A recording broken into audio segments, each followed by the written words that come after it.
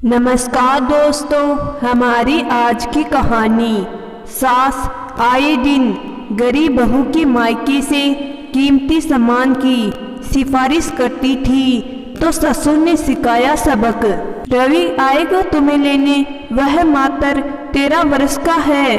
खाना खाते रिंकी के पति सचिन ने रिंकी से पूछा। सास सुमित्रा चुपचाप खाना खाती रही।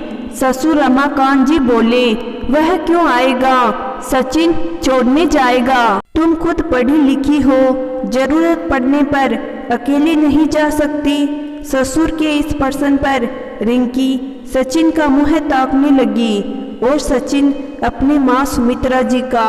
रिंकी मन ही मन सोची, टिकट बनवाए तो क्यों नहीं जा सकती, पर टिकट के पैसे भी बचाने हैं और मुफ्त में वहां से तोहफे भी प्राप्त करने हैं, कैसे हो सकेगा। सचिन, रिंकी का टिकट बनवाओ। अभी रमाकांत जी की बात पूरी भी नहीं हुई कि सुमित्रा जी बोल पड़ी, सचिन क्यों बनवाएगा, बेटी को अपने घर ले जाना चाहते हैं तो आने जाने का टिकट खुद मायके वालों को बनवाना होगा। सचिन, नहीं, सुमित्रा बोली, इसलिए हमेशा रिंकी के पापा ले जाते और छोड़ जाते थे। आश्री से रमाकांत जी बोले, अब तो बेचारे वे भी नहीं रहे, माँ के कंधों पर सारी जिम्मेदारी है।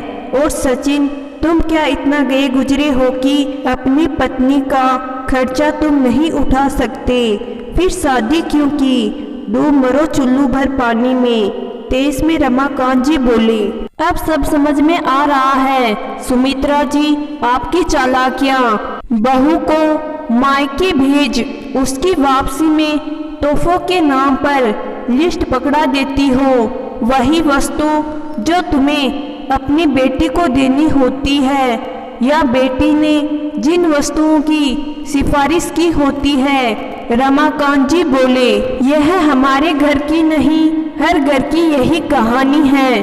बेटी के आने जाने का खर्च मायके वाले ही करते हैं, आपको रस्मों की जानकारी कहाँ। सास ने अपना पक्ष रखते हुए कहा, फिर तो तुम्हारे आने जाने का खर्च तुम्हारे घर वालों को करना चाहिए था। सालों से मैं ही करता आ रहा हूँ ताकि इस प्रकार की बेसिर पैर की रस्मों में बदलाव किया जा सके। रमाकांत जी बोले, जब से दामाद जी बेटी को लाने ले जाने का किराया मांगने लगे, क्या इज्जत रह गई उनकी हमारे दिलों में। लाखों कमाने वाले इतनी औकात नहीं कि अपनी पत्नी का आने जाने का किराया दे सके। ससुराल से मांग कर बैठे, छी, भीख मांगने का यह भी एक ढंग है, बस भीख मांगने का तरीका बदल गया है। क्या तुम चाहते हो सचिन की भी वही इज्जत रह जाए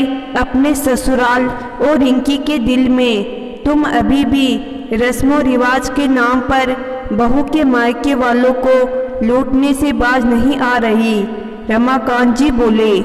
सचिन को बोले, बहू जब भी मायके जाना चाहेगी तुम उसके लिए आने जाने का टिकट बनवाओगे, समझे। रस्मों रिवाज के नाम पर माँ की झूठी बातों को आज तक मानता आ रहा था सचिन, पर आज से नहीं। तुरंत फोन कर रवि को मना करते बोला, रिंकी को वह खुद लाकर छोड़ेगा और लेकर जाएगा।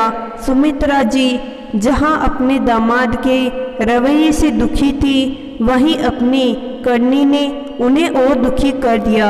बहू और बेटे से उन्होंने माफ़ी मांगी। तो दोस्तों, मैं आशा करती हूँ कि आज की कहानी आपको ज़रूर पसंद आई होगी। कहानी पसंद आई है तो कहानी को लाइक और चैनल को ज़रूर सब्सक्राइब करिएगा। धन्यवाद।